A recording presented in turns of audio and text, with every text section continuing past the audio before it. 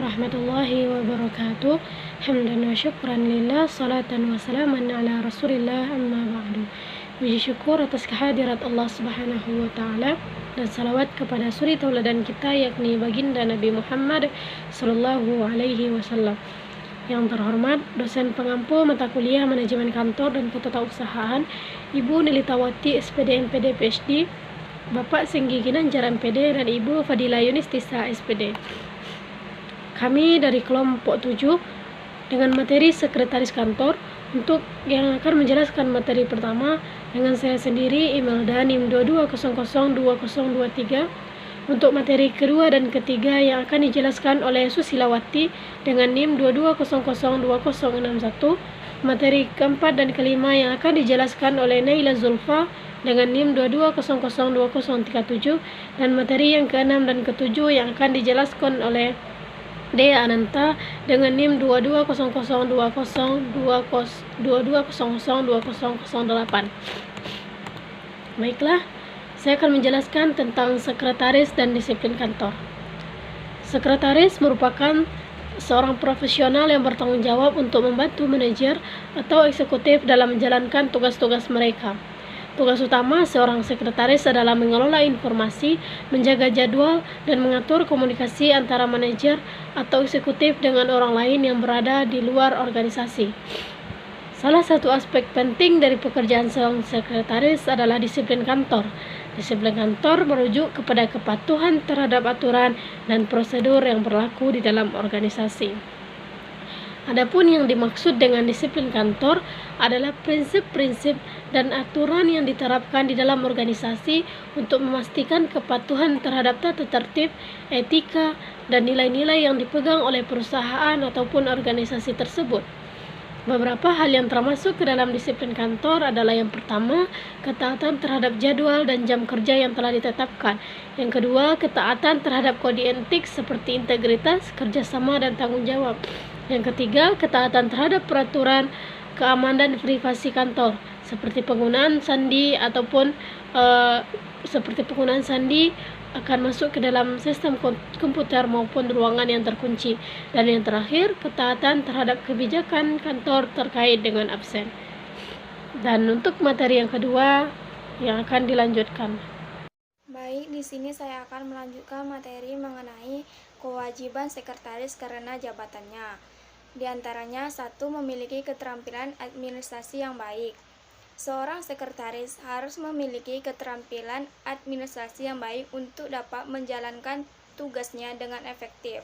Keterampilan administrasi mencangkup kemampuan untuk mengelola waktu, mengorganisir dokumen, mengatur jadwal, dan mempersiapkan laporan. Kedua, menjaga keamanan informasi. Seorang sekretaris sering memiliki akses ke informasi penting dan rahasia tentang perusahaan atau klien perusahaan.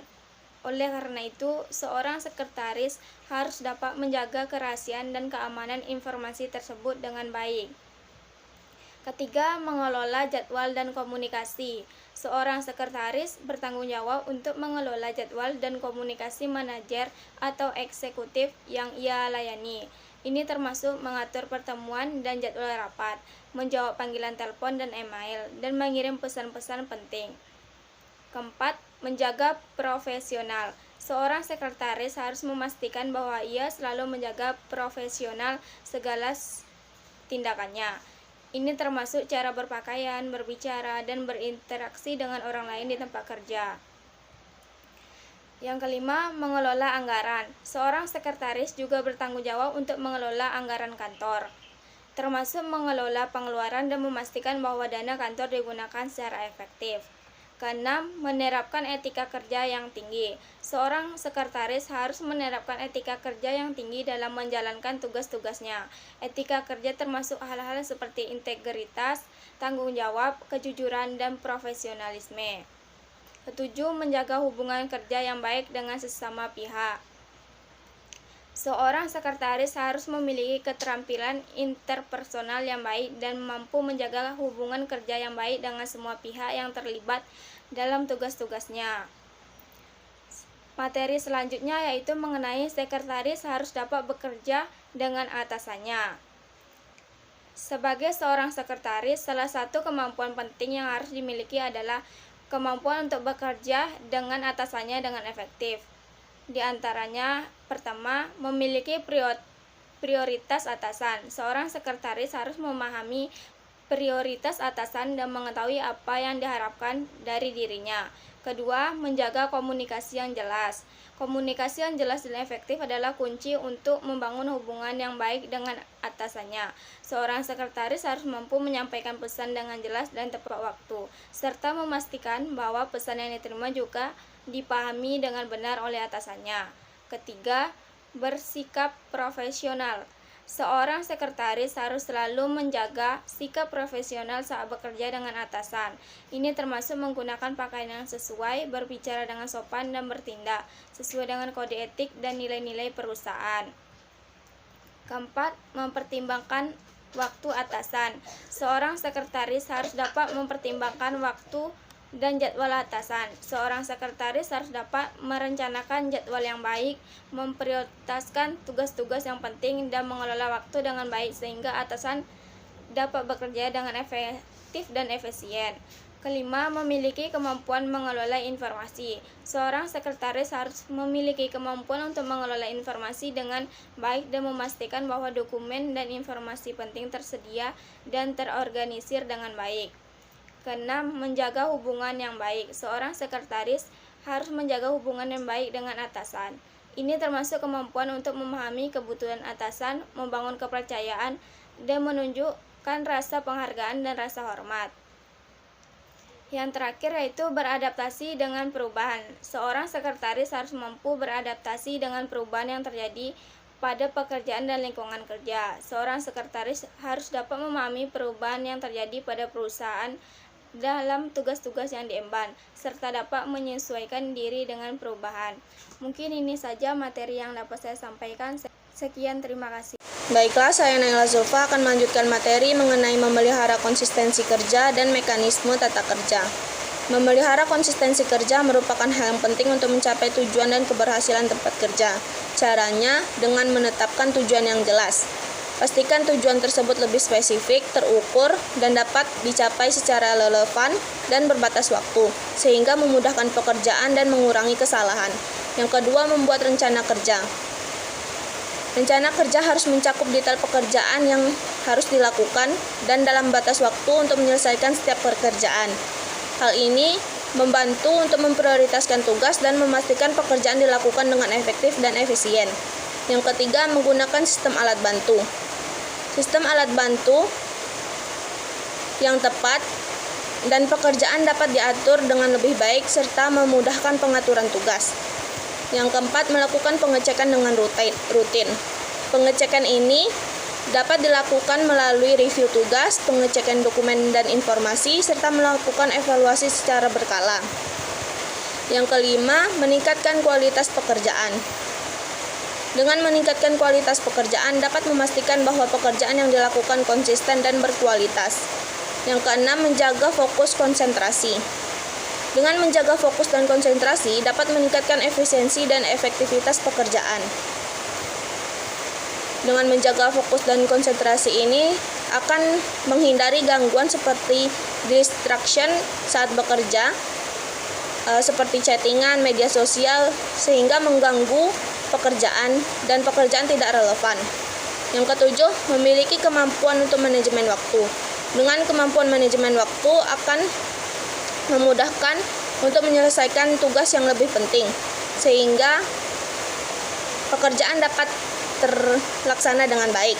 Selanjutnya yaitu mekanisme dan tata kerja. Mekanisme dan tata kerja adalah sistem yang diterapkan dalam organisasi atau perusahaan untuk memastikan pekerjaan dilakukan secara efektif dan efisien. Hal yang penting dan harus dipertimbangkan dalam mekanisme tata kerja ini, yang pertama, struktur organisasi. Struktur organisasi mencakup perencanaan, pengorganisasian, pelaksanaan, dan pengendalian dari semua kegiatan dalam sebuah organisasi. Struktur organisasi harus memperhatikan tugas dan tanggung jawab, aliran informasi, dan aliran kerja yang jelas, sehingga memudahkan komunikasi, pengambilan keputusan, dan meningkatkan produktivitas kerja. Yang kedua, sistem manajemen tugas. Sistem ini dapat membantu meningkatkan efisiensi dan efektivitas pekerjaan, serta memastikan bahwa tugas-tugas yang penting tidak akan terlewatkan. Yang ketiga, alat bantu. Dengan alat bantu dan teknologi, maka akan membantu pekerjaan dalam organisasi. Yang keempat, proses kerja. Proses kerja yang jelas dapat membantu mengoptimalkan efisiensi pekerjaan dan memastikan bahwa tugas-tugas yang penting dilakukan dengan baik dan tepat waktu. Yang kelima, evaluasi kinerja. Evaluasi kinerja yang baik dapat membantu mengidentifikasi kekuatan dan kelemahan dalam kinerja, serta memberikan umpan balik yang berguna untuk meningkatkan kinerja di masa depan. Yang keenam, pelatihan dan pengembangan. Pelatihan dan pengembangan adalah proses yang dilakukan untuk meningkatkan keterampilan, pengetahuan, dan kemampuan individu dalam organisasi. Pelatihan dan pengembangan yang teratur dan efektif dapat membantu meningkatkan kinerja individu dan kelompok, serta membantu mengatasi kekurangan dalam kinerja. Yang ketujuh, pengendalian mutu. Pengendalian mutu adalah proses yang dilakukan untuk memastikan bahwa produk atau layanan yang dihasilkan dapat memenuhi standar yang telah ditetapkan. Pengendalian mutu yang baik dapat membantu memastikan bahwa pekerjaan dilakukan dengan benar dan mengurangi jumlah kesalahan serta cacat. Dalam menetapkan mekanisme dan tata kerja ini, penting untuk memahami bahwa setiap organisasi atau perusahaan memiliki kebutuhan yang berbeda-beda, sehingga harus menyesuaikan dengan mekanisme dan tata kerjanya. Baiklah, sekian penjelasan dari saya. Terima kasih. Kode etik perkantoran sangat penting untuk menjaga keharmonisan dan produktivitas kerja dalam sebuah organisasi atau perusahaan, di mana kode etik tersebut yaitu satu, disiplin perkantoran, yaitu kemampuan untuk mematuhi aturan dan kebijakan yang telah ditetapkan dalam suatu organisasi atau perusahaan. Yang kedua, kode etik perkantoran. Kode etik perkantoran adalah sepangkat peraturan dan nilai-nilai yang menetapkan standar perilaku yang diharapkan dari semua karyawan dalam suatu organisasi atau perusahaan. Contoh kode etik perkantoran yang umum adalah satu, integritas, yaitu menjaga kejujuran dan menghindari tindakan curang atau korupsi di tempat kerja. Yang kedua yaitu kerjasama, yaitu berkontribusi pada keberhasilan tim dan bekerja sama dengan rekan kerja lainnya. Baik, materi yang kedua yaitu peranan sekretaris dalam human relation. Seorang sekretaris dalam human relation atau hubungan antar manusia sangat penting. Hubungan antara manusia di dalam suatu organisasi atau perusahaan mempengaruhi kinerja dan produktivitas kerja. Peranan sekretaris dalam human relation yaitu satu, menjalin hubungan yang baik dengan atasan, yaitu sekretaris merupakan orang yang bekerja secara langsung dengan atasan sehingga ia memiliki peran penting dalam membangun hubungan yang baik dengan para atasan. Yang kedua yaitu menjaga hubungan yang baik dengan karyawan lain. Sekretaris juga memiliki peran penting dalam menjaga hubungan yang baik antara karyawan lainnya dalam suatu organisasi atau perusahaan. Yang ketiga yaitu mengatur dan menjaga keseimbangan antara kerja dan antara karyawan dan atasan. Sekretaris berperan penting dalam menjaga keseimbangan antara kebutuhan karyawan dan kebutuhan atasan. Dan yang terakhir adalah menjaga komunikasi yang efektif. Sekianlah presentasi dari kelompok kami. Kalau ada kekurangan, kami mohon maaf. Semoga dapat dipahami. Sekian, wassalamualaikum warahmatullahi wabarakatuh.